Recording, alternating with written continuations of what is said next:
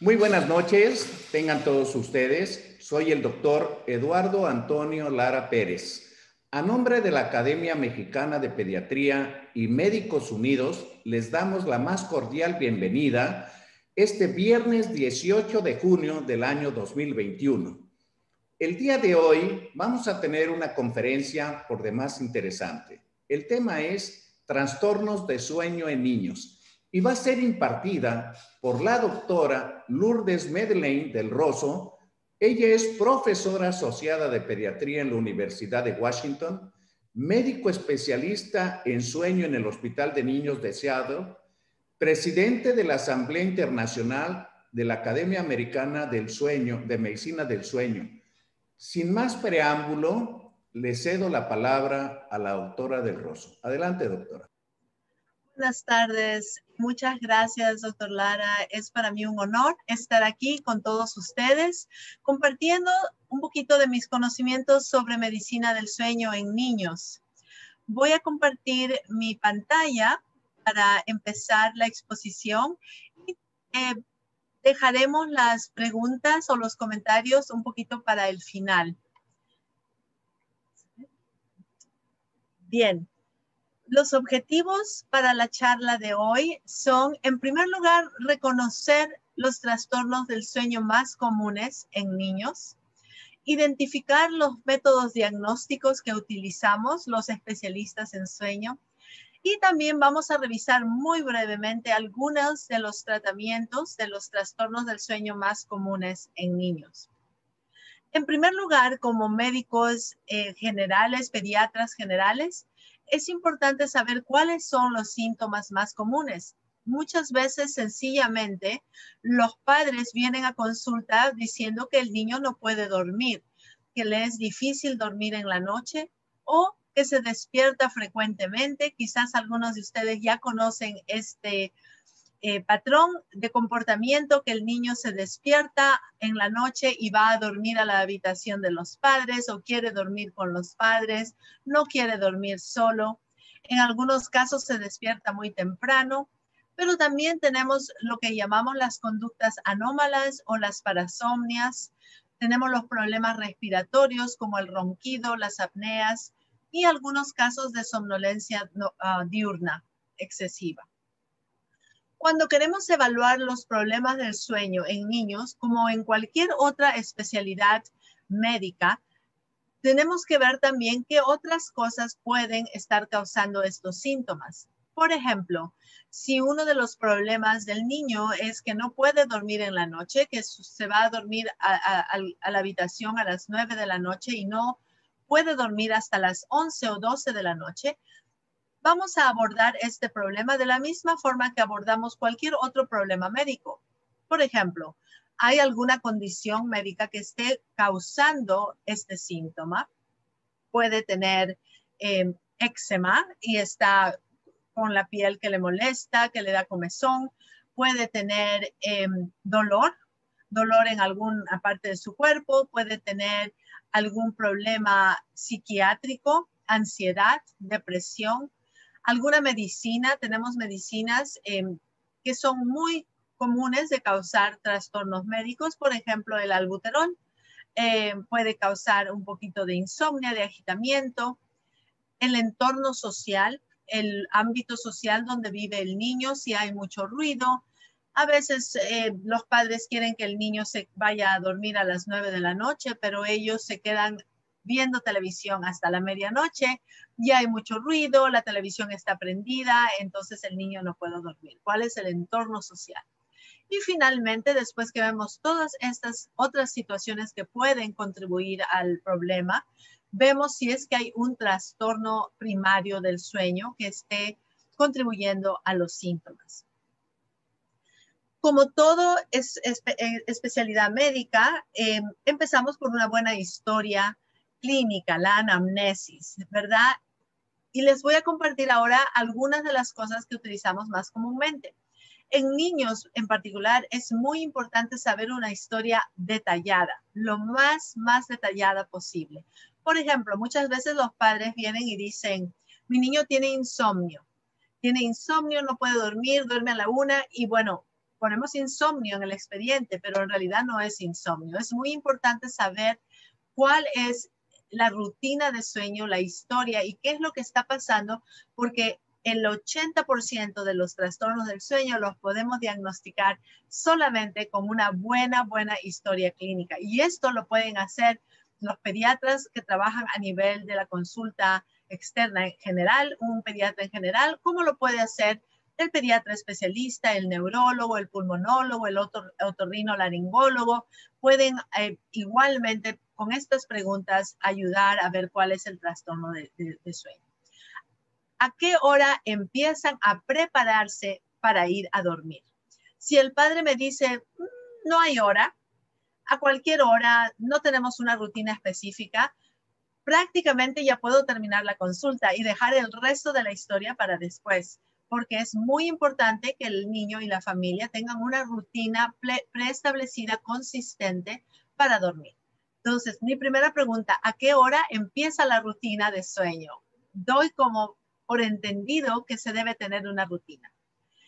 ¿Cuál es esa rutina? Como digo, si el padre me dice que no hay, ya puedo terminar la consulta y decir, bueno, acá vamos a empezar a conversar cómo establecer una rutina, a qué hora la establecemos y cuáles van a ser los pasos para la rutina de sueño.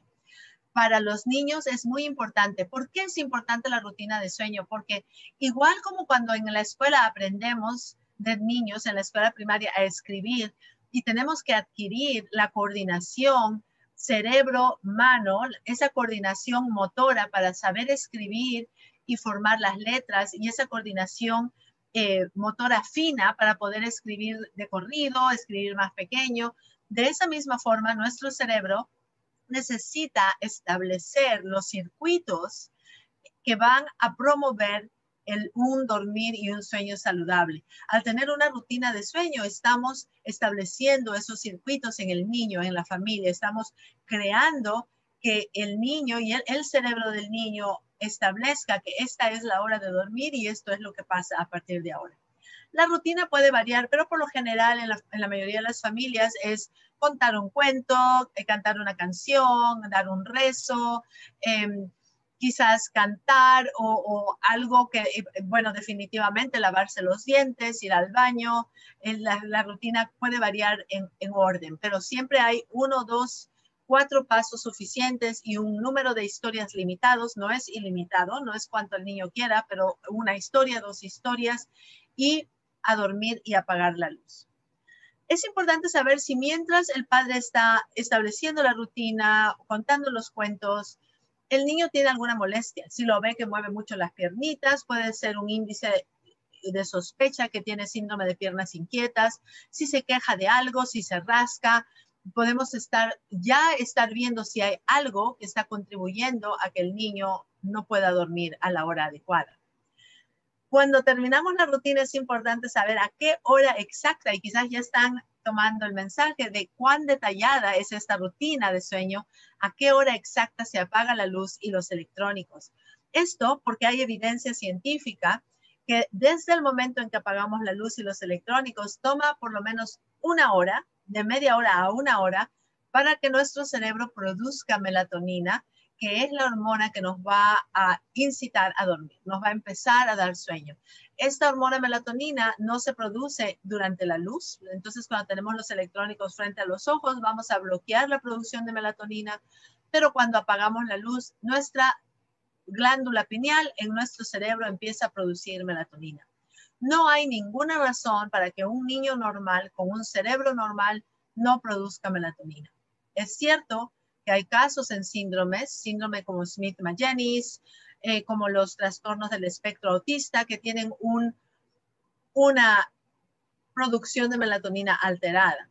Pero cuando tenemos un niño con un neurodesarrollo normal, con un cerebro normal, no hay razón para que no la produzca. Entonces, todo cerebro normal va a producir melatonina. Y la parte de la arte de medicina es que tenemos que saber dar esa seguridad a los padres, que si hacemos las cosas correctamente, vamos a tener el resultado que esperamos. Es importante saber cómo se queda dormido el niño. ¿Qué pasa exactamente en el momento en el que se queda dormido el niño?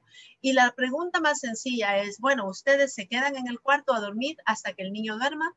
¿El niño duerme en su propio cuarto? ¿Por qué? Porque hay un insomnio que se llama insomnio de asociación, en el cual el niño está acostumbrado a dormir con algo. Por ejemplo, es lo más común, ¿no? Si un niño se duerme con un muñequito para dormir, siempre va a buscar su muñequito o su cobija, ¿verdad? Entonces no se va a dormir sin el muñequito, sin la muñeca, sin la cobija. Eh, es lo mismo si el padre o la madre se quedan con él. Cuando el padre y la madre salen del cuarto, el niño se va a despertar y va a regresar al cuarto buscando al padre. Otras técnicas que los padres hacen que son erróneas es que el niño se duerme en la cama con los padres y en la medianoche lo transfieren al cuarto del niño, pues eso también es otra asociación inadecuada. Hay muchas mamás que cuando dan de lactar, el niño se queda dormido lactando. ¿Qué es lo que va a pasar? Durante toda la noche se va a despertar y cada vez que se despierte va a querer lactar porque tiene la asociación, no porque tenga hambre, pero porque ha desarrollado ese circuito neural en el cual en su cerebro está asociado lactar con dormir.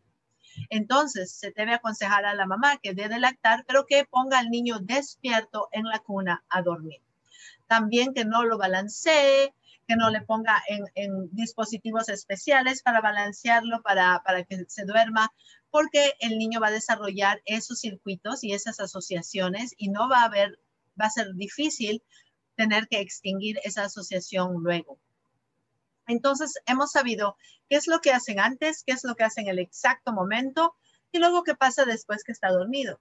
Le preguntamos, pues, ¿hay alguna conducta anómala, ronca, llora, tiene terrores nocturnos, camina dormido o regresa a buscar el confort de los padres, como habíamos hablado?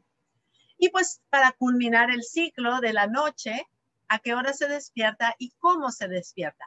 Se despierta listo para empezar, refrescado, reanimado de todo, o se despierta todavía cansado, se demora una hora en realidad en poder estar alerta por completo.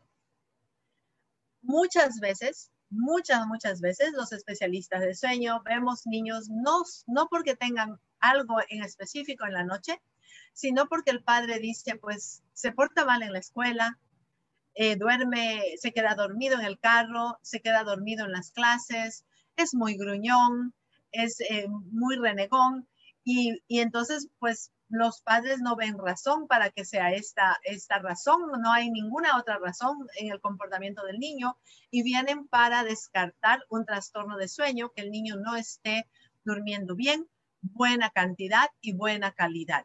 Entonces, durante el día, pues obviamente si no duerme buena calidad y buena cantidad de horas, entonces pues va a estar cansado y se va a manifestar con inatención, hiperactividad, mala conducta, problemas de comportamiento y somnolencia excesiva.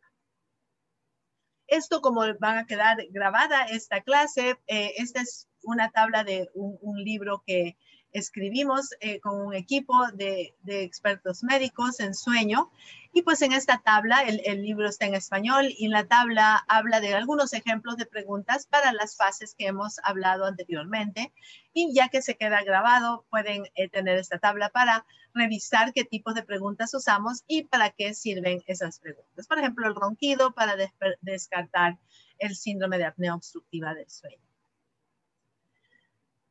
Aparte de la historia clínica, utilizamos el examen físico, por supuesto. Utilizamos diarios, que son los registros del sueño, y otros instrumentos o pruebas especiales en la especialidad de sueño, que se llama actigrafía, polisomnografía, test de latencia múltiples y uno u otro laboratorios, que vamos a hablar brevemente. El diario o registro de sueño es un instrumento bastante sencillo que el padre llena y nos va marcando a qué hora se va a dormir con una flechita para abajo, a qué hora se despierta, si se despierta múltiples veces pone flechitas y marca con un color de qué hora a qué hora ha dormido. En algunos diarios en la parte izquierda o en alguna parte del diario también hay unas líneas donde el padre puede poner alguna opción diferente. Este día tuvo una tuvo que tomar una medicina o este día lo tuvo muy agitado y durmió mejor que otros días porque estuvo muy ocupado. Algunas notas o algunas cosas que nos puedan dar que nos ayudan para ir viendo un patrón, si existe algún patrón de fase de sueño o un patrón de comportamiento. Entonces, los diarios es algo sencillo, que lo podemos hasta mandar por correo electrónico a los padres y que nos lo llenen. Lo más cerca a un diario es algo que los padres sencillamente escriban en un cuaderno o en una computadora y que nos traigan el registro del sueño en por lo menos una semana, óptimamente 2 semanas anterior. Como todos sabemos, ¿no? Porque también, aparte de médicos, nos ha tocado ser pacientes. Muchas veces llegamos a la consulta y nos acordamos cómo dormimos ayer o cómo durmió nuestro niño ayer, pero no nos acordamos cómo durmió el mes pasado o la semana pasada. Entonces, este instrumento es bastante útil también para el médico, pero asimismo para el padre, porque el padre va siendo consciente día a día de los problemas. Muchas veces los padres, el niño se despierta una vez en la noche y si no nos deja dormir una vez ya es una catástrofe, pero cuando hacemos el diario nos damos cuenta que en realidad duermen bien la mayoría de las noches y es 1 o 2 noches de cada 2 semanas que duermen mal. Entonces, ayuda también a los padres a ver un poquito la realidad de cuál es el proceso del sueño y no a hacer una catástrofe de 1 o 2 episodios. La forma un poco más objetiva de ver el estudio del sueño es la actigrafía. Bueno, la actigrafía es un instrumento más antiguo. Ahora tenemos pues, los Fitbits y los dispositivos electrónicos que utilizamos para que pues muchos de ellos ahora nos dan registros de cuántas horas han dormido, incluso reclaman que pueden decir si tenemos un sueño REM, un sueño profundo o no profundo, pero este es un instrumento antiguo, yo tengo acá unos cuantos en la oficina, es como un reloj que lo usa, el niño lo tiene que usar todos los días, día y noche, y nos da un registro parecido a este cuando lo bajamos en el sistema de la computadora. Es un acelerómetro, ese es el mecanismo, entonces mide el movimiento, no tenemos un electroencefalograma que nos diga las ondas cerebrales, pero sí están midiendo el movimiento. Los niños es difícil que estén sin moverse cuando están despiertos por más de 10 segundos, entonces sabemos que si ya no se mueven mucho es porque están dormidos. Ustedes ven aquí el registro de miércoles, que es Wednesday, están en inglés, pero vemos Wednesday, el jueves, el Friday, que es viernes, sábado, domingo, y vemos las líneas más gruesas, más grandes, más anchas y más densas, son porque son más activos durante esas horas, y ya vemos que aquí, por ejemplo, en este niño a partir de las 8 de la noche empieza a bajar la actividad y ya vemos que quizás está en cama. Estos movimientos más ligeros, menos densos, son reposiciones durante que está en la cama.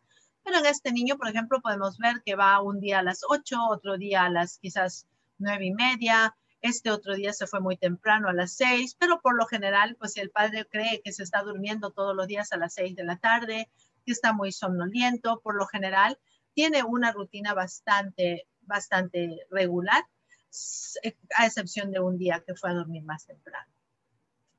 El estándar de diagnóstico para muchos problemas respiratorios es la polisomnografía. La polisomnografía es un estudio de sueño que se hace en un laboratorio de sueño y que mide muchísimos parámetros con muchos electrodos. Por ejemplo, aquí vemos los electrodos que el niño tiene tanto en el cerebro para que poder visualizar nosotros las ondas cerebrales que nos van a dar las claves si el niño está despierto, si está dormido y en qué fase de sueño está, si hay muchos despertares nocturnos, micro despertares. Y también tenemos, pues, es polisomnografía, poli de muchos elementos de sueño, no solamente las fases, pero también vemos acá los sensores respiratorios, tenemos sensores musculares en las piernas para ver si patea dormido, ponemos un monitor de video, tenemos un electrocardiograma y un sensor de capnografía y un sensor de oximetría. Entonces son muchas las variables que medimos en este estudio, es bastante completo, es el estándar. Y pues con este estudio, con la historia, la anamnesis, podemos diagnosticar la mayoría de los trastornos de sueño. En este caso, en este diagrama estamos viendo los 6 grupos de trastornos de sueño de acuerdo al libro de la Academia Americana de Sueño que se llama La Clasificación Internacional de Desórdenes de Sueño, que por sus iniciales en inglés, la ICSD, International Classification of Sleep Disorders, y estamos en la tercera edición. Este tratado nos divide todo el programa de medicina de sueño en 6 trastornos principales. Los trastornos de ritmo circadiano, las hipersomnolencias, los trastornos motores del sueño, los trastornos de respiración, las parasomnias y el insomnio. Estos trastornos son igual para adultos que para niños, o sea, es la misma distribución, pero para niños tenemos algunas claves diferentes y algunas indicaciones diferentes y algunas manifestaciones, la manera que se presenta el trastorno. Como ustedes ven y pueden darse cuenta, pues aquí en este diagrama entran muchas especialidades, ¿verdad? Vemos los trastornos de respiración, los pueden tratar los pulmonólogos, los trastornos motores o de hipersomnolencia, los neurólogos, podemos tratar el insomnio, los psiquiatras. Entonces, hay mucho campo de subespecialidad en la medicina de sueño. En Estados Unidos, varias especialidades pueden hacer un fellowship, un entrenamiento extra de 1 año y tener un fellowship en medicina de sueño y practicar. Algunos de nosotros practicamos de lleno 100% medicina de sueño, pero otros colegas practican una parte en su especialidad primaria y otra parte en la especialidad de sueño. La verdad es que en Estados Unidos empezó de manera que en muchos países, sin haber una especialidad establecida, en la cual cada médico pues veía en su rama, los neurólogos la narcolepsia, los pulmonólogos, neumólogos, los trastornos respiratorios. Entonces, pero poco a poco se hizo esta especialidad. Como ustedes ven, todos estos trastornos pueden ser diagnosticados, evaluados inicialmente y seguidos en seguimiento por el pediatra, el médico primario y en algunas circunstancias, en algunos de estos trastornos, el psicólogo. Psicólogos son parte muy importante del equipo de sueño en todas partes. Incluso hay muchos psicólogos que son directores generales de los laboratorios de sueño. Para hablar brevemente de cada una de estas áreas, una vez esta es una introducción muy general al tema. Hablando brevemente, podemos hablar del trastorno de ritmo circadiano. El trastorno de ritmo circadiano se basa en que nosotros en el cerebro tenemos un reloj biológico. El reloj biológico está localizado en el núcleo supraquiasmático. El núcleo supraquiasmático tiene el material genético que va a establecer el tiempo en el cual nosotros dormimos y nos despertamos, pero también está influenciado por las claves externas que son la luz y el comportamiento social. Entonces, este reloj biológico, pues no existe cuando nace, o sea, existe, pero no está funcionando como cuando nacemos porque estamos en el vientre de la madre y no estamos expuestos a las claves del ambiente. Pero cuando nacemos y empezamos a exponernos a la luz y a la oscuridad, a las claves sociales de que, bueno, todo el mundo se va a dormir en la noche y está despierto en la mañana, este reloj empieza a funcionar. Y como habíamos dicho, en la ausencia de luz se produce, este reloj manda una señal a la glándula pineal y produce melatonina. Entonces, durante los 6 primeros meses de vida, este reloj se está estableciendo, el ciclo se está estableciendo y pues no llamamos insomnio ni trastorno de ritmo circadiano hasta después de los 6 meses.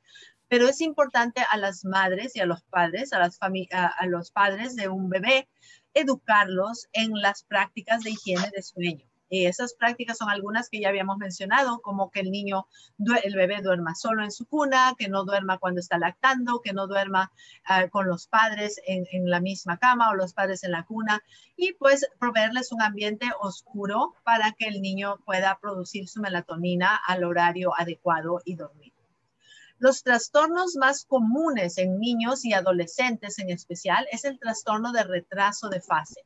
Biológicamente, naturalmente, cuando el niño atraviesa por la pubertad, ya ese reloj biológico va cambiando y se va retrasando.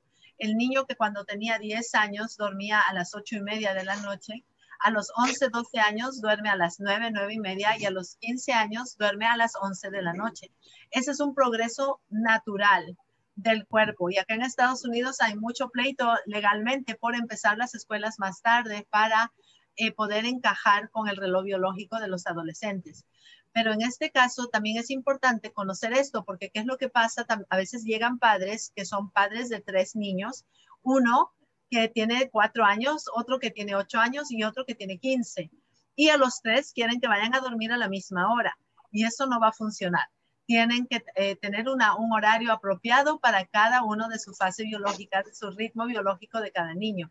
Los niños antes de edad escolar se van a dormir, por ejemplo, 2, 3 años, se van a dormir a las 7 de la noche y despiertan muy temprano, tienen un trastorno avanzado de ritmo circadiano, se despiertan a las 5 de la mañana y ya están despertando a todos, y a medida que crecen y entran en la adolescencia se va retrasando. También hay otro grupo que es muy alto de riesgo, son los niños que son ciegos, o los niños que han estado en una prolongada hospitalización y que han perdido esas claves sociales, y que pues en el hospital la luz está de día, de noche, no hay, y entonces pierden esa ritmicidad. Y es importante cuando terminen, salgan del hospital, poder establecer la misma rutina de luz, de oscuridad, y poder establecer las mismas llaves sociales, claves sociales. Aquí en Estados Unidos utilizamos la melatonina en dosis muy pequeñas y de corto plazo para poder restablecer el ritmo circadiano. Lo mismo ocurre, por ejemplo, cuando viajamos y tenemos un jet lag, ¿no? Cuando viajamos a Europa, por ejemplo, y estamos a 3, 2, 4 horas de diferencia, y tenemos nuestro reloj biológico sigue a la hora de México, y tenemos que acostumbrarnos. Si los viajes son cortos, pues ni modo, no nos va a dar mucho tiempo, pero por lo general, por cada hora, para acostumbrarse, por cada hora de diferencia es un día, ¿no? Cada día el reloj se va acostumbrando más, pero si le damos melatonina y luz a las horas apropiadas, podemos ir corrigiendo la deficiencia más rápido. En cuanto a las parasomnias son los comportamientos anormales que ocurren en la noche, cuando el niño está dormido. Y como tenemos 2 fases de sueño, tenemos la fase no REM y la fase REM, pues parasomnias pueden ocurrir en cualquiera de las 2 fases, pero tienen características diferentes. La fase no REM es la primera fase, pues ahora tenemos un montón para conversar, tenemos material para otras charlas, podemos hablar sobre las fases, podemos hablar 1 hora sobre pesadillas, no más, sonambulismo, pero muy brevemente, cuando entramos a dormir, cuando dormimos, nuestro cerebro entra en las primeras fases del sueño a través del sueño no REM, cuando somos ya niños un poquito más grandes. En bebés a veces entra en REM.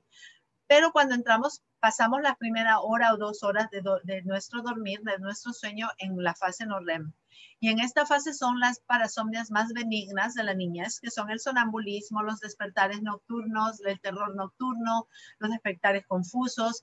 Y estos eventos pues tienden a pasar en las primeras 2 horas antes que el niño duerme. Lo más común es que pues la hora de dormir sea a las 9 de la noche y el padre diga, yo todavía estoy mirando televisión, y bueno, vienen las 11 de la noche y el niño empieza a caminar dormido y se regresa a su habitación y no se acuerda al día siguiente de lo que pasó.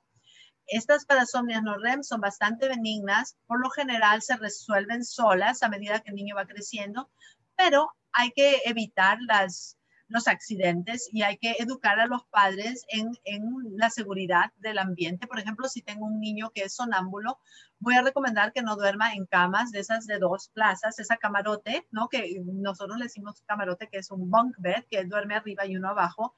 Pues no voy a recomendarle que duerma arriba porque se puede accidentar. También voy a recomendar que cierren ventanas, cierren puertas con llaves, que si hay escaleras, que pongan rejillas de protección, que no haya juguetes en el piso con el que se pueda lastimar. Sencillo, fácil, los médicos pediatras pueden diagnosticar y tratar y aconsejar sobre estos trastornos, igual que los psicólogos. Las cosas importantes, por ejemplo, psicólogos o médicos pediatras para recomendar es que el niño, las parasomnias se hacen peor, una exacerbación de las parasomnias cuando hay privación de sueño. Por ejemplo, Si un niño tiene tendencia a sonambulismo, ha sido sonámbulo de cuando tenía 7, 8 años y ahora están en unas vacaciones, no está durmiendo bien, pero ya tiene 10, 13, 12 años, puede que empiece otra vez a caminar dormido cuando no duerme lo suficiente. También cuando hay situaciones de estrés o ciertas medicinas.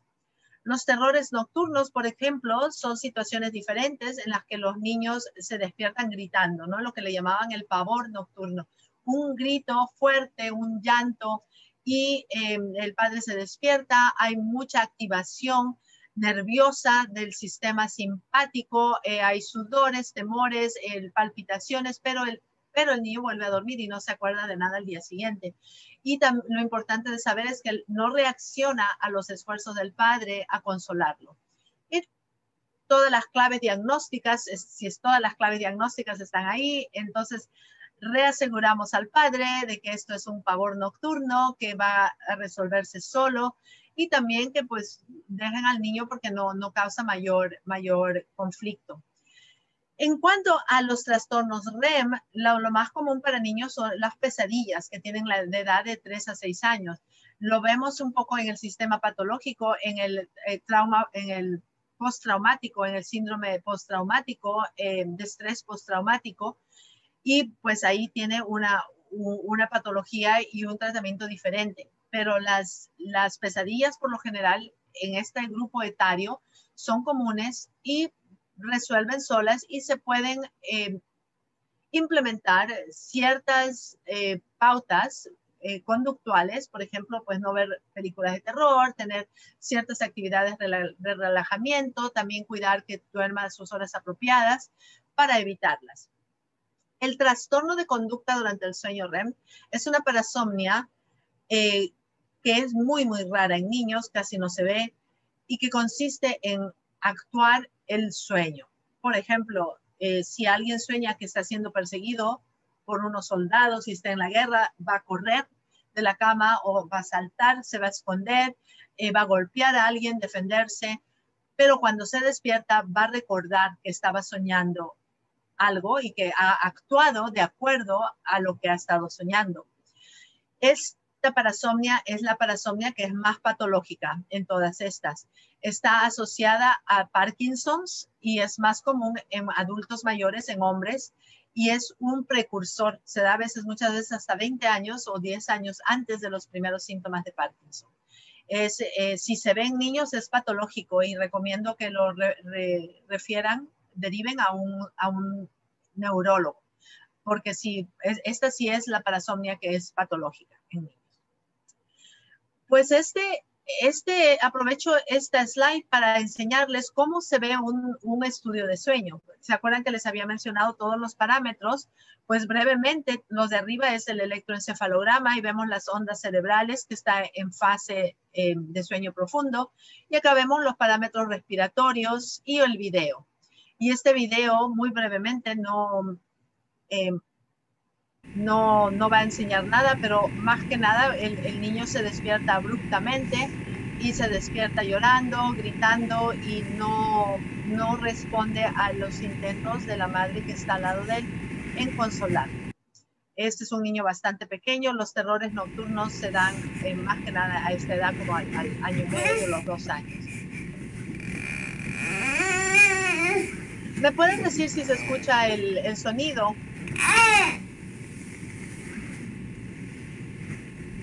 Sí se escucha perfectamente. Gracias.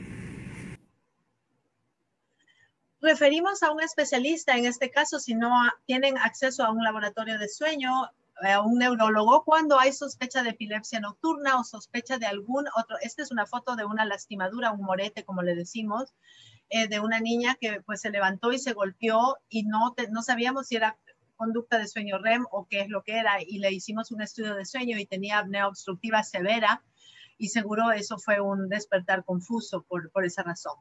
Pero cuando hay sospecha de epilepsia nocturna, estos eventos ocurren repetitivamente durante la noche, son estereotípicos, hay otros comportamientos como distonia, duran muy brevemente y en este caso hay que referir al niño al neurólogo.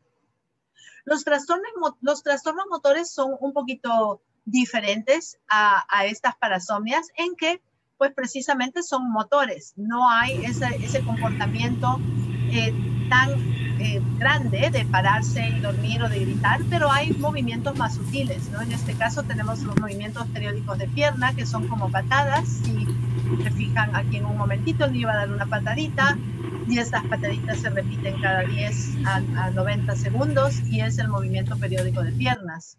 También tenemos el síndrome de las piernas inquietas, que muchas veces sabemos que existen adultos, pero no pensamos que existen niños.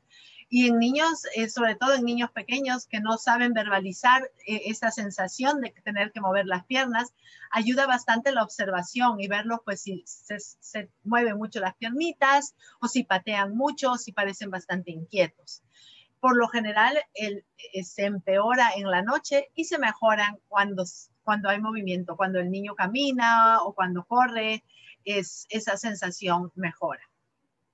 También existen los movimientos corporales rítmicos, en los cuales el niño, mientras que está dormido, va a hacer movimientos repetitivos, como este niño balanceándose, o a veces van a golpear la cabeza en contra de la almohada. Estos movimientos rítmicos han sido postulados a ser pues movimientos que ayudan al niño a dormir, como mecer, como en una silla mecedora, que les da un poquito más de ese movimiento para poder dormir. Es bastante común a los 9 meses, pero a los 5 años ya por lo general se va resolviendo, aunque en algunos casos he visto pacientes que han durado hasta los 18, pero es muy raro.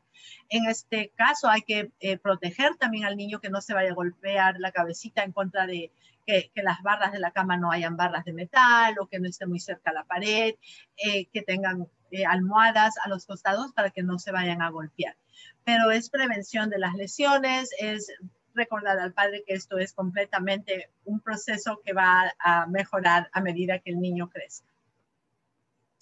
Los trastornos respiratorios, diría yo que es lo más común que vemos en el laboratorio de sueño, sobre todo en el mío, es como que el 60% de los problemas es respiratorio.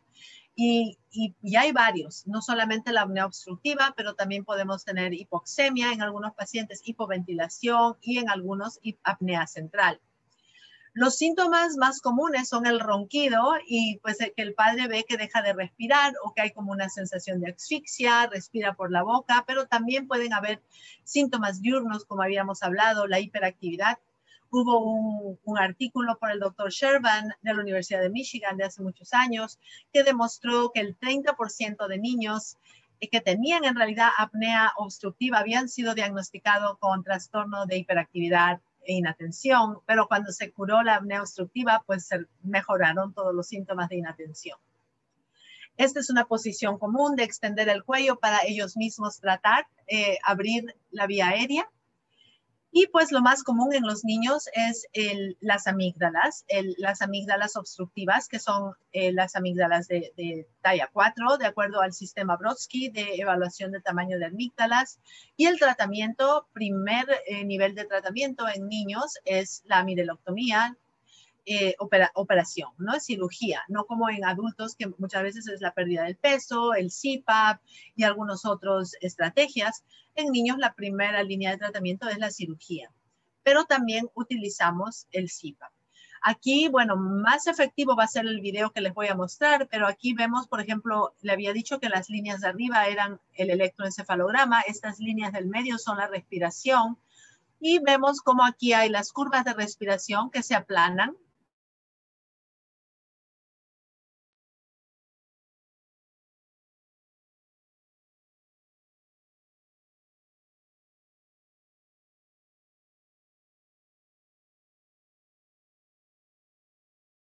Una vía aérea. Entonces, una apnea obstructiva. También hay lo que se llama la hipopnea. La hipopnea demuestra, espero que se esté escuchando bien porque me dice que mi conexión de internet está inestable. Voy a conectarla por si acaso.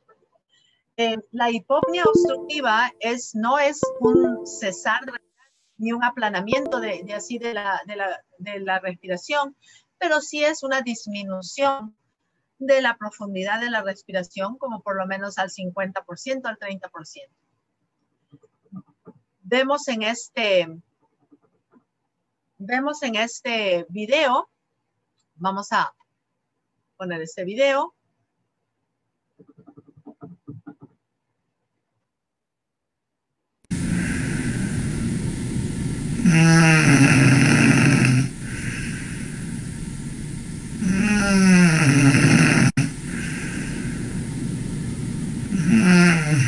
Vamos a ver ahora el niño cuando sigue respirando. Ustedes ven que hay curvas, esa línea verde, la curva de la...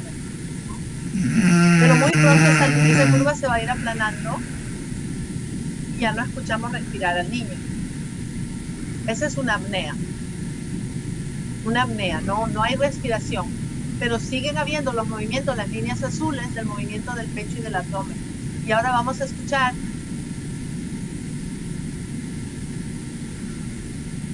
cuando se abre la vía aérea, se toma una respiración profunda, hay una hipernia, varias respiraciones, y vemos que se deja de respirar otra vez. Pero esta vez no hay movimiento en el pecho y en el abdomen. Si ven, las líneas azules están planas. Esta es ahora una apnea central. Ahora, imagínense, ¿no? Los padres que ven esto en sus niños todas las noches, que duermen así, es bastante preocupante. Y yo diría que si no hay acceso a un estudio de sueño, pues estos niños, si tienen las amígdalas grandes, si los padres traen en un video y les muestran que están respirando así, que dejan de respirar, la primera línea de tratamiento sería quirúrgica. Y cuando son niños más mayores o que ya han tenido las amígdalas removidas, pues el CPAP u otra línea de tratamiento, que también es motivo para otra charla. La hipersomnolencia es el tener pues mucho sueño durante el día y la causa más común es no dormir suficiente en la noche. El 99% de los casos de niños que vienen con sueño durante el día que se quedan dormidos es que no están durmiendo bien. Hacemos la ecografía, los diarios y podemos comprobar que no están durmiendo las horas suficientes para la edad. Pero sin embargo, de vez en cuando encontramos algún caso de narcolepsia. Narcolepsia es una enfermedad que por lo general se manifiesta en la niñez. He tenido casos de niños de 7 años, de 6 años, donde ya manifiestan narcolepsia y con o sin cataplexia. Tienen una somnolencia diurna excesiva, muchas veces hasta en situaciones en las que esperamos que el niño esté despierto. Por ejemplo, viendo un partido de fútbol, que está animado, que muchas veces por más sueño que tenga no se va a dormir. He tenido casos de niños que en sus cumpleaños, en sus fiestas de cumpleaños, se han ido a esconder en los closets para dormir. Esos son casos muy, muy dramáticos de excesiva somnolencia diurna que llama la atención y requieren una investigación más profunda. Cuando hay casos de cataplexia, por ejemplo, si el niño pierde tono muscular con una emoción fuerte como risa, si tiene algo gracioso y pierde el tono muscular, eso es cataplexia y es patognomónico de la narcolepsia. El test, hacemos un test que se llama latencias múltiples, es un test que sí necesita un laboratorio de sueño.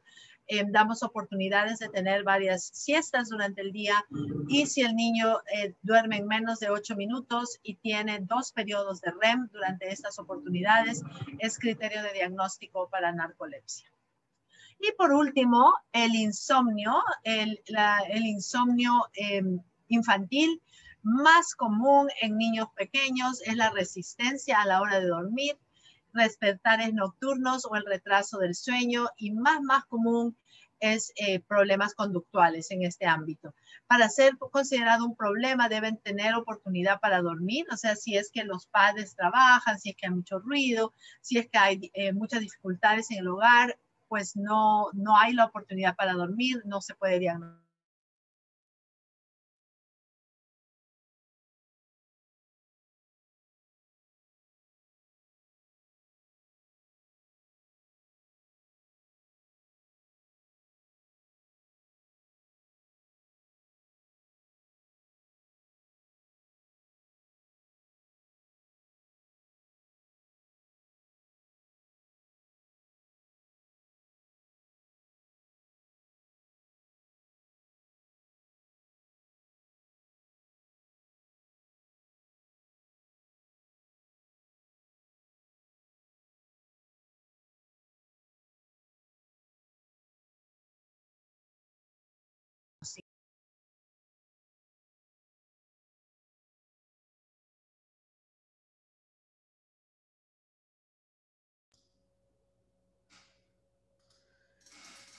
Bueno, ya, muy bien.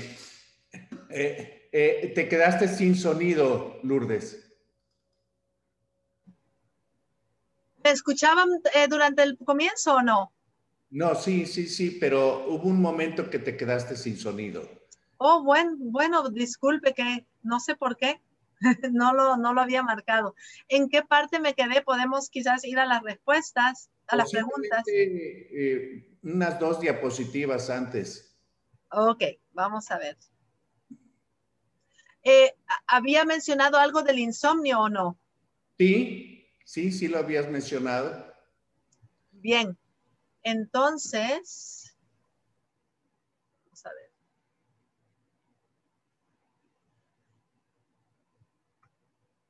Estaba mencionando que el tipo más común de insomnio es el insomnio conductual, ya sea por ausencia de límites o por asociaciones inapropiadas. La ausencia de límite depende de los padres, porque esta es la situación en la que el niño pide o otro vaso de leche o otro cuento o otra historia. Y las asociaciones inapropiadas, que ya las habíamos mencionado, es porque el niño quiere dormir con el padre o se ha acostumbrado a dormir en el dormitorio de los padres o lactando o con alguna actividad que no sea apropiada. Para este tipo de insomnio es invaluable el apoyo de un equipo de psicólogos porque ellos son expertos en los tratamientos de extinción, en los tratamientos de refuerzo positivo, en todas las técnicas que utilizamos para reforzar al niño en el sueño. Por ejemplo, utilizamos técnicas de darle stickers, un sticker chart o premios o un hada de sueño que le deje un regalo en la noche. Bueno, sí, esta ya era mi última slide y la conclusión es que sí, los trastornos del sueño son comunes en pediatría. Como hemos visto, la mayoría son sencillos relativamente para poder identificarlos en la historia, bastante típicos y clásicos, como el ronquido o la dependencia de los padres para dormir, la ausencia de límites. Tenemos unas claves importantes, pero vale la pena recordar que debemos incluir aspectos de trastornos médicos, aspectos sociales, culturales y considerar uno de los diagnósticos primarios de sueño, que son de los 6 grupos que hemos mencionado. Y bueno, yo creo que terminé con tiempo para poder tener algunos comentarios o preguntas. Muchas gracias, doctora Del Rosso. Pues definitivamente que es un tema apasionante porque lo primero que me queda claro es que a todos mis pacientes cuando lleguen a mi consultorio debo de preguntarles ¿y qué tal duerme el niño? ¿No? Creo que debe de ser una pregunta obligada. Aquí hay inquietudes, felicitaciones, claro, pero el doctor Faría Nelson, que nos habla de Maracaibo, en Venezuela, dice, ¿cuál es la dosis ponderal de melatonina y cuánto tiempo puede administrarse? ¿A qué hora debe indicarse? Excelente pregunta. Tenemos varias diferentes posiciones. La posición de la Academia Americana de Sueño es que se utilice cuidadosamente con corto plazo y empezar con la dosis más pequeña que sea posible. En los Estados Unidos, pues la venden hasta en gotero, ¿no? Un miligramo por gotero y se puede empezar con medio o un cuarto, como decir, 0.25 o 0.5 y empezamos a administrar desde como un año en adelante. Y podemos dar pues un poquito para ayudar mientras se establecen los rituales de sueño y mientras se educa a los padres en procesos de extinción, si es que hay alguna asociación o si hay algún problema de límites o si hay falta de higiene.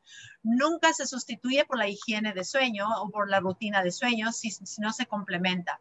La Academia de Neurología, por otra parte, aprueba el uso de melatonina en pacientes específicos como los pacientes con trastorno autista que tienen muy alto riesgo de tener problemas de insomnio y en estos pacientes pues los usamos a largo plazo y las dosis son un poco más subidas.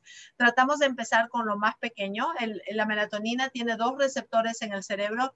Uno actúa en el núcleo supraquiasmático para regular el ritmo circadiano, pero otro es un poquito más de somnolencia. Entonces la dosis pequeña regula el ciclo de sueño y la dosis más alta nos da un poquito de somnolencia. La clave que quiero que recuerden de la melatonina es que la melatonina regular es corto plazo, es de 2 horas a 4 horas. Entonces, si tomamos una pastillita o unas gotitas de melatonina, nos va a ayudar para dormir, pero no nos va a ayudar para quedarnos dormidos. Entonces, si el problema es despertares nocturnos, no va a ayudar la melatonina, a menos que sea una melatonina de largo plazo, para la cual el niño tiene que ser capaz de tomar una tableta, porque no se puede disolver ni venir en gotas, porque es a largo plazo. Espero que eso ayude a la pregunta. Es bastante áreas que podemos hablar, ¿no? El neurodesarrollo o insomnio en casos específicos. Muchas gracias, doctora. Una de las cosas muy frecuentes que vemos, no solamente los médicos, los padres en cualquier familia, etcétera, es que llama la atención a alguno de los niños de la familia que es muy inquieto para dormir. Entonces, el niño se acuesta de manera normal y amanece atravesado de posiciones diferentes. Y cuando en alguna ocasión alguno de los padres o algún mayor llega a dormir con él, dice, no pude dormir porque me pateaba, me manoseaba, etcétera. Toda la noche está inquieto. ¿Eso es normal? Doctor, usted me está hablando y es música a mis oídos, porque esa es mi área de investigación. El sueño inquieto es un diagnóstico que hemos investigado en los últimos 3, 4 años y hemos llegado a la conclusión que es un trastorno de sueño cuando tienen síntomas diurnos. Estos niños que duermen así, que se mueven a cada momento, hemos determinado que más o menos 5 movimientos a la hora durante toda la noche, y los niños durante el día pues tienen sueño o no rinden bien o no se concentran bien. Para estos niños lo que hacemos es chequeamos los niveles de ferritina y queremos unos niveles de ferritina que estén un poquito altos, casi tanto como para el síndrome de piernas inquietas, que queremos que esos niveles de hierro lleguen al cerebro. Estamos haciendo más estudios, y yo tengo aquí una clínica de hierro en particular, donde suplementamos y chequeamos los niveles, pero estamos haciendo más estudios, y cada que leo más sobre este tema me apasiona más, porque veo la importancia del hierro en el neurodesarrollo, en el cerebro, en los neurotransmisores desde una edad temprana. Y eso vale porque pues la anemia de deficiencia de hierro es la más común mundialmente, y no solamente la anemia, pero tenemos deficiencia de hierro que no es anémica, que está en otros lugares, como en el cerebro. Entonces yo recomendaría a estos niños pues chequear ferritina, y si la ferritina es menos de 50, empezar a suplementar hierro, o pues en la dieta también. Muchas gracias, Lourdes. Hay otra situación que aparece también y que parece ser muy común, al menos con gente que yo conozco cercano.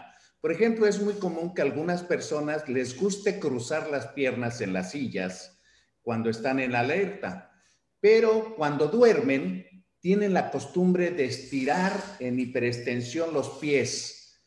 Y eso me llama la atención porque lo hacen dormidos y también despiertos, como que les produjera placer, como que sienten sabroso, sienten rico, se sienten cómodos, estar estirando los pies lo más posible. ¿Eso es normal? Bueno, tendríamos que indagar si es que de verdad sienten alguna necesidad imperiosa de tener que estirar y moverlo, porque puede ser una manifestación de síndrome de piernas inquietas. Uno de los síntomas es que tienen que estirar, y los niños, incluso los niños lo dicen, siente que como que tiene que estirar la pierna, o la tiene que como tocar o mover o caminar. Sería interesante preguntar en estos casos si hay esa necesidad imperiosa cuando uno está o sentado o acostado, que suele ocurrir en momentos de reposo, ya sea sentado. No muchas personas con síndrome de piernas inquietas se manifiestan en el teatro o en el cine, cuando uno está sentado por 2 horas y uno tiene esa necesidad de mover, de estirar, de pararse y caminar. Entonces, es importante esa parte clínica de saber si es que en verdad eso está sucediendo en el paciente. Muy bien, muchas gracias. Hay felicitaciones por la plática. La doctora María Gabriela Cortés le manda felicitar. Y Gracias. la doctora Fabiola Aguilar dice, a todo paciente con desnutrición y obesidad hay que estudiar su patrón e higiene de sueños, porque también va de la mano con los hábitos dietéticos alterados del menor. hemos encontrado de manera empírica que prácticamente el 80% de los niños desnutridos duermen tarde, despiertan tarde y por ende tampoco tienen una buena rutina de alimentación. Y hemos usado melatonina como inductor del sueño para hacerles una buena rutina y nos ha funcionado bastante bien. No sé si quiere hacer algún comentario de eso. No, le agradezco que nos comparta, al doctor, a la doctora, ¿verdad?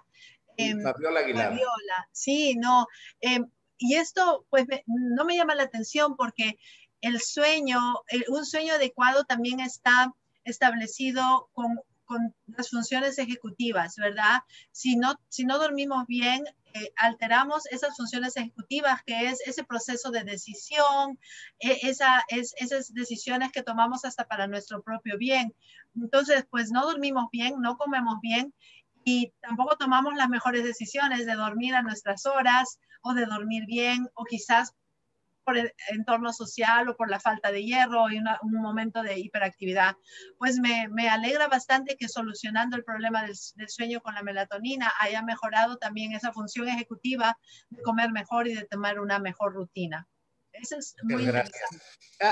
Hay también algunos escolares, sobre todo los niños de primaria, acá en México, que son muy inquietos, muy deportistas, siempre andan para arriba y para abajo, y uno piensa que van a caer rendidos en la noche a un sueño profundo y que les va a costar trabajo levantarse.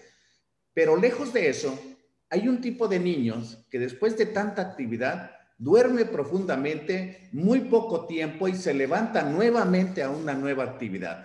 O sea, eso va en las características de cada persona, porque hay personas que necesitan muchas horas para dormir y hay otros que con un poco de horas que duermen es suficiente para que hayan recargado ahí sus sistemas, sus pilas y tener una actividad fluida. Claro, nosotros recomendamos la media de toda la desviación típica, ¿verdad? Tenemos una curva de normalidad y bueno, siempre decimos, recomiendo la media, no recomiendo 10 horas para un niño de 10 años, pero cabe resaltar que hay una curva de distribución y que van a haber niños que duerman 8, aunque tengan 10 años, duerman 8 horas y niños que van a necesitar 11 o 12, que están a ambos parámetros de las horas. Es importante destacar que cuando vemos un niño así muy activo, mucha actividad, que quizás duerme menos, también es importante que no haya un problema secundario, que no haya un problema de hiperactividad, inatención o impulsividad, estar seguros que pues el rendimiento escolar sea bueno, que la conducta sea buena y bueno, si no hay problema de conducta, no hay problema escolar, entonces estamos bien, no buscamos un problema donde no hay. Pero si tenemos esta hiperactividad y si vemos bajo rendimiento en la escuela, entonces quizás nos estamos viendo con un trastorno de déficit de atención e hiperactividad que presentan también con asociaciones en problemas del sueño, que los hemos estudiado y los seguimos estudiando.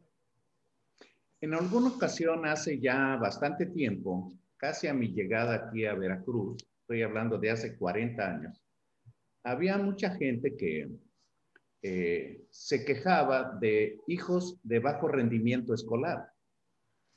Cuando uno consultaba a esos niños de bajo rendimiento escolar, se daba cuenta que dormían mal, que le costaba mucho trabajo levantarse en las mañanas y mucho trabajo para que durmiera en las noches.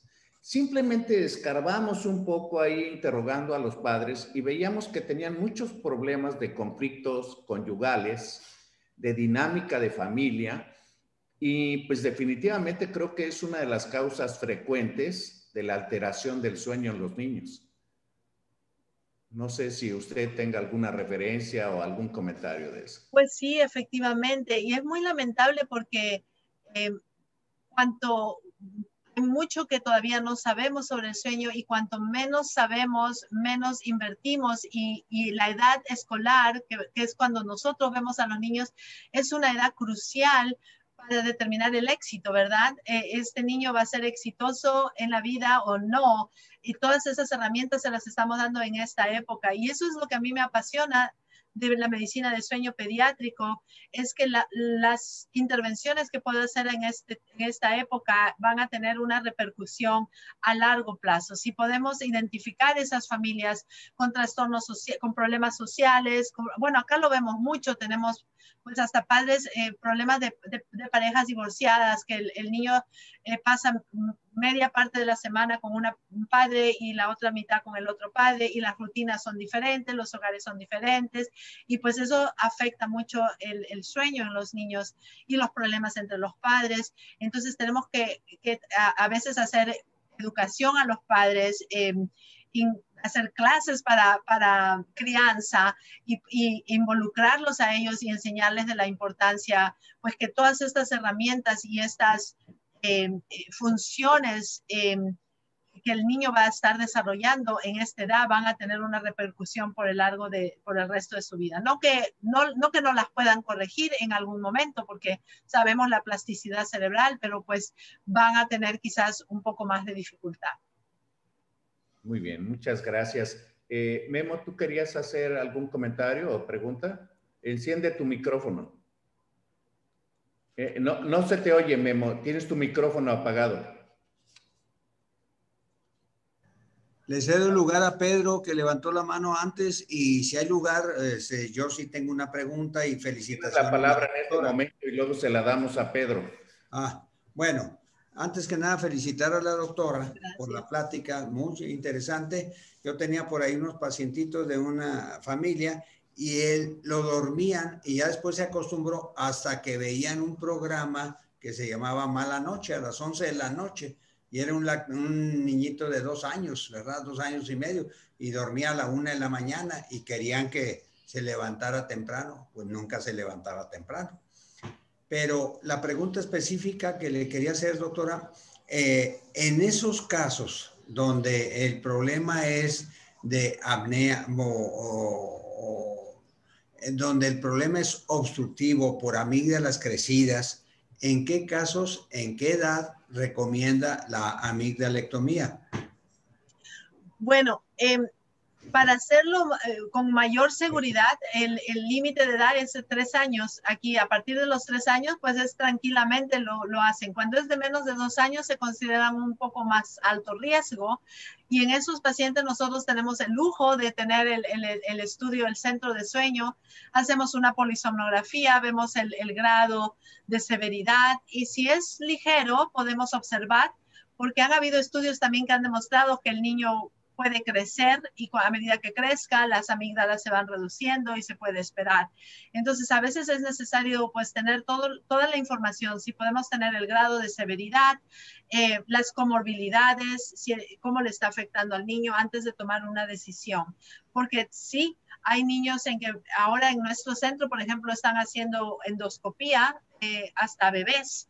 A bebés ven endoscopía para ver si hay una laringomalacia o si hay algún otro trastorno obstructivo que no sea necesariamente las amígdalas, pero hacen endoscopía hasta bebés. Pero amígdalas, por lo general de 3 años ya es un poquito más seguro. Yo sé que los otorrinos se sienten más seguros a partir de los 3 años y antes de los 3 años que los pacientes son un poco más alto riesgo por la anestesia y todo eso, se hace un estudio de sueño para ver la severidad. Gracias. Y por el hecho de que regularmente después del tejido linfoide empieza a disminuir de su tamaño después de los 3 años. Entonces, más o menos después de los 3 años, alrededor de los 5 años, siempre y cuando tenga el problema serio, que no lo quiera ni tener en la casa, ¿verdad? Ni de invitado, porque está roncando continuamente. Gracias, doctora. Muchas gracias, Memo. El doctor Guillermo Milán es académico, titular, es cirujano pediatra y está en la ciudad de Torreón para el conocimiento de la doctora. Gracias. Doy la palabra a nuestro querido compañero y amigo Pedro Tostli. Adelante, Pedro. Enciende tu micrófono. Tu micrófono está apagado, Pedro.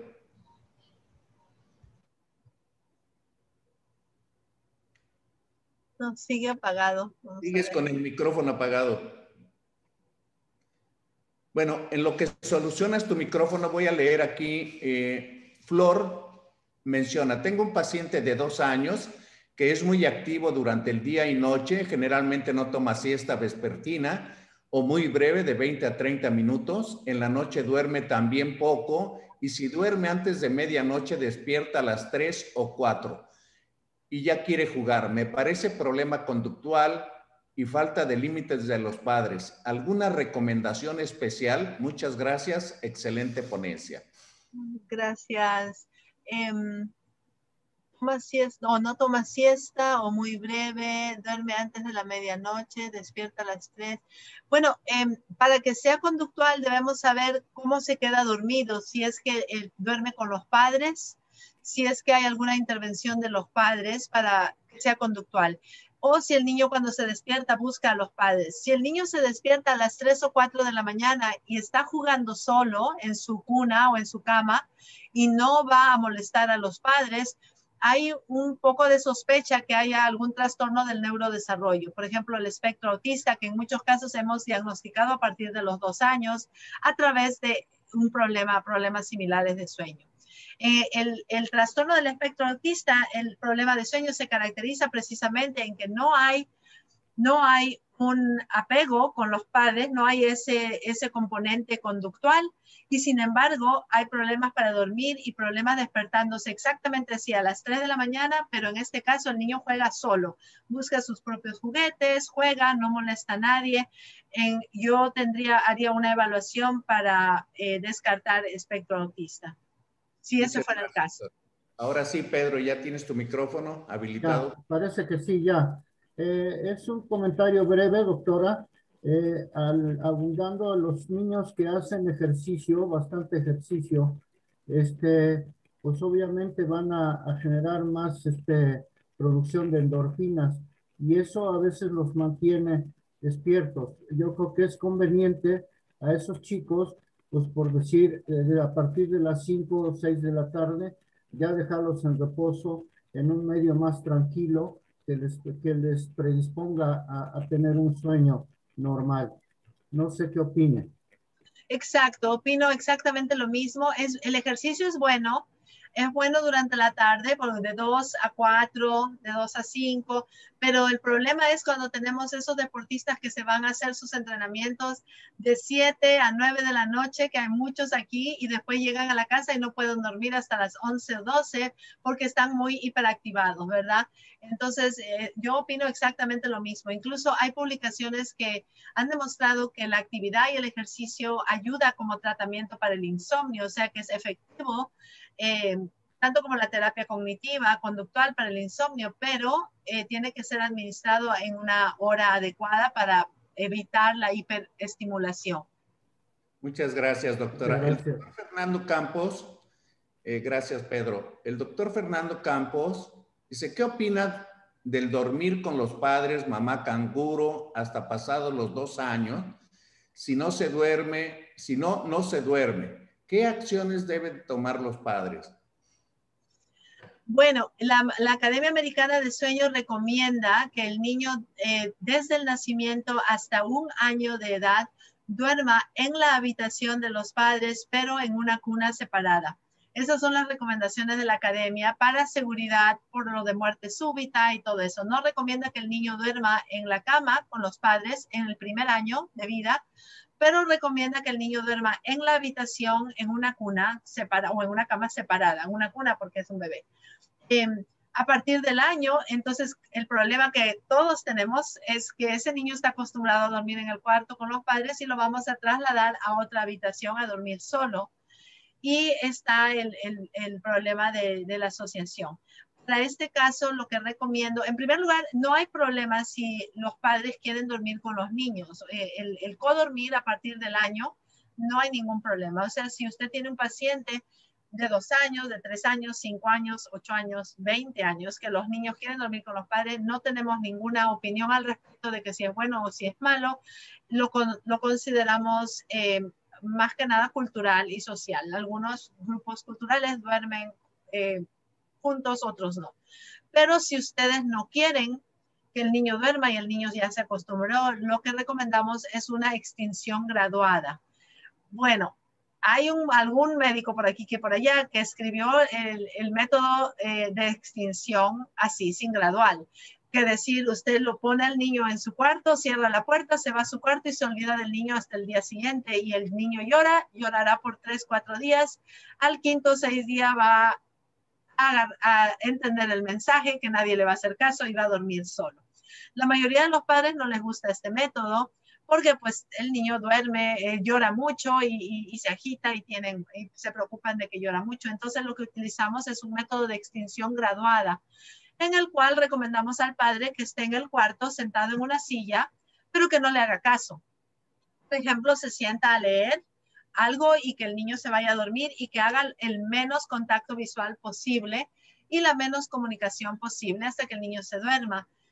Y después de unos 3, 4 días, vamos moviendo al padre poco a poco fuera del cuarto. El padre está primero sentado en una silla al lado de la cama, vamos moviendo la silla a la puerta, luego quitamos la silla y dejamos al padre parado, luego el padre le dice estoy aquí en el pasillo y poco a poco se va eliminando la imagen del padre o la madre que está durmiendo. Se llama el proceso de extinción graduado. Se combina en niños mayores con reenforce positivo. Por ejemplo, se les da stickers cuando se quedan a dormir en su cuarto o premios, pero en los niños pequeños no funciona porque no les importa qué premio le puedan dar, quieren dormir con el padre. Pero por lo general los padres tienen que mantener esa costumbre. Si la dejan, si no la hacen seguidamente, entonces no va a ser exitosa. Si la hacen de vez en cuando, una vez así, una vez así, o si por ejemplo, otros padres dicen, bueno, el niño ya se queda dormido, pero cuando viene al cuarto lo dejamos que duerma con nosotros. Entonces el niño va a saber que cuando se despierta puede ir al dormitorio del padre. Los niños son muy, muy inteligentes y saben todas las señales. Entonces hay que ser consistente, disciplinado, poner límites. Bueno, si los padres me dicen, no, nada funciona y lo voy a dejar dormir conmigo, pues también esa es otra posibilidad. Muchas gracias, doctora. Pues desgraciadamente hemos llegado ya al límite del tiempo, es más, nos pasamos ya, pero está tan agradable y tan Perdón. esta plática que le hemos pasado muy bien. Quisiera que nos dejara un mensaje final de su plática. Bueno, mi mensaje final es que el sueño es tan importante como el tiempo que pasamos despierto y que no lo debemos olvidar, porque es parte integral de quienes somos. Dormimos 8 horas, estamos despiertos las otras 16 horas y es todo un continuo que tenemos que tener las 8 horas de sueño saludables para tener las otras 16 horas durante el día saludables. Ese es el mensaje final para que recordemos que si tenemos una parte de ese continuo que no está bien, va a afectar el resto. Muchas gracias, muy amable. Definitivamente, para cerrar esta conferencia, yo quisiera comentar que el sueño forma parte de la cultura. Las costumbres que se tienen en diferentes regiones de nuestro planeta pueden variar y hacer diferentes hábitos con respecto al sueño. Pero definitivamente siempre los médicos tenemos que tener presente que tenemos que preguntar cómo duerme el niño, porque puede ser el reflejo de algunos padecimientos que son importantes hacer el diagnóstico oportuno. Yo le quiero agradecer a la doctora Lourdes Medellín del Rosso su excelente presentación a nombre de la Academia Mexicana de Pediatría y Médicos Unidos y a todos ustedes su presencia el día de hoy. Este video va a estar en el canal de YouTube. Muchas gracias. Buenas noches. Gracias a ustedes.